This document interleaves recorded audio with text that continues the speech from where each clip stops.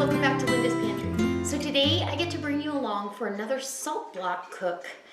And I'm going to explain why I haven't done as much cooking as I was planning on with the salt block.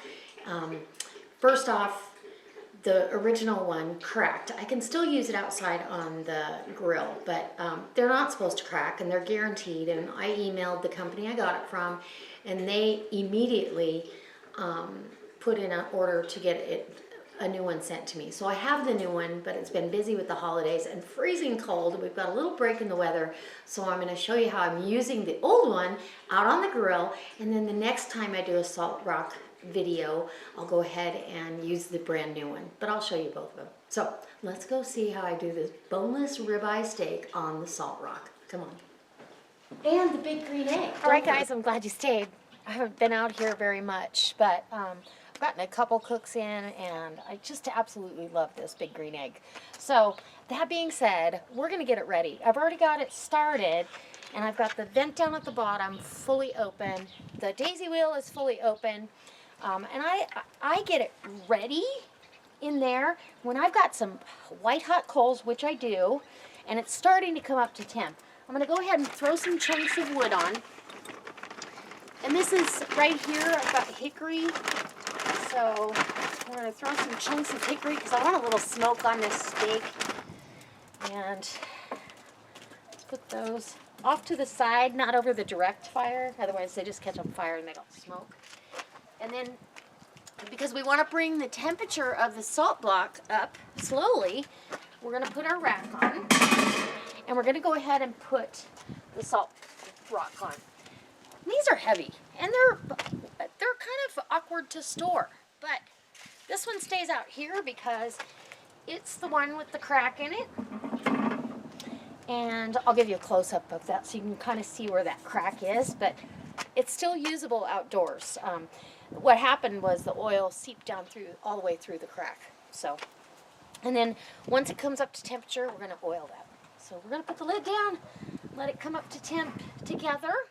Super excited. You don't need to season your meat at all. So we're going to bring this up to 500 degrees, between 400 and 500 before we start cooking. Don't even think about cooking on these until they're over 400 degrees. So we are at 400 degrees. Actually, it was 450, and I kind of shut some things down. I'm going to open it back up a little bit because it's going to cool down here. And I don't want it to go over 500. Just because I think it's harder on your gaskets to get up to those really high temperatures.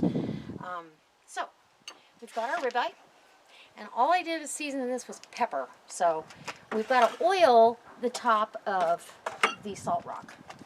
So my daisy wheel is going to go open. So I've got avocado oil that can withstand those high temperatures, and I'm literally going to brush the whole top of this. And I think I'm going to go ahead and bring you in for a close. So we're going to put it seasoned side down. And your temperatures are going to vary from outside to inside. So I'm betting that this, because it's in this enclosed environment, it's going to be the same temperature or close to it. So when I get ready to turn it, I'll season the other side. Okay, I've seasoned this side and it's time to flip. So this is a pretty thin steak. Look at that. And it's going to taste fantastic. Note, the longer you cook things on this, the more seasoned they're going to be. But they won't be salty. And the top of this will just continue to patina. You never wash these. So I'm going to finish this side and we'll go inside and take a taste. Pardon my smoke, but oh, it smells delicious out here. And this is done to my liking. See what I mean about you've got hot spots and cold spots? Now, what I'm going to do here is I'm not wasting this fire or this salt rock, and we're going to put some pork steaks on. Just trying to get a little sear on this, a little bit more than you can get on the salt rock. But I'm going to take it off, let it rest. Ooh, it's so tender, and it's falling apart. Let it rest in the house, and we'll get this other pork steak on, and we are going to have dinner. So, I'll meet you in the house. I'm going to cut right through the center here, just to show you. And I like mine medium rare to rare. Now, because this is so thin, it came out a little bit more on the medium side, but I am guessing it's just delicious, so I don't care. My husband tends to like it more on the medium, but actually this is perfect. Let me show you what I got. Hope you can see that. Sometimes it blurs if I bring it too close, but look at that. Delicious.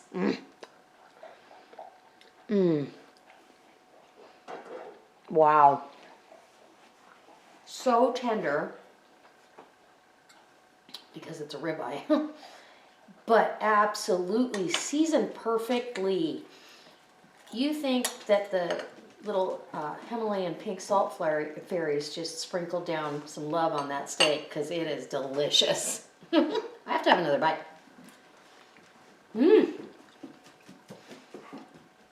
And then I have to sew this back together for my husband. There we go. We'll put it back together. He's never gonna know. Uh-oh. Okay. Well, it's for you guys. If I tell him that, he'll be okay with that. So I've got my beautiful pork steaks there. That steak is phenomenal. Okay. Oh, I can't wait to explain that. Okay, so I've got a piece of this pork steak, and we want this, done. So it was on there, obviously, a little bit longer. Got a little crust on part of it. And let's taste that.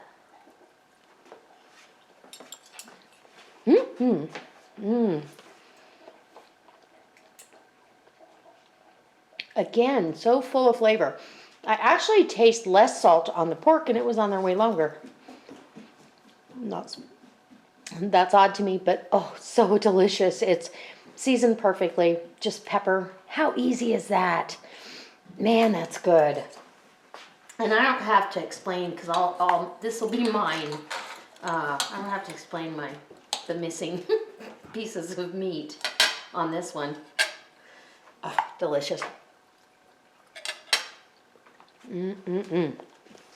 So guys, I truly hope it inspires you to go ahead and purchase one of these salt rocks.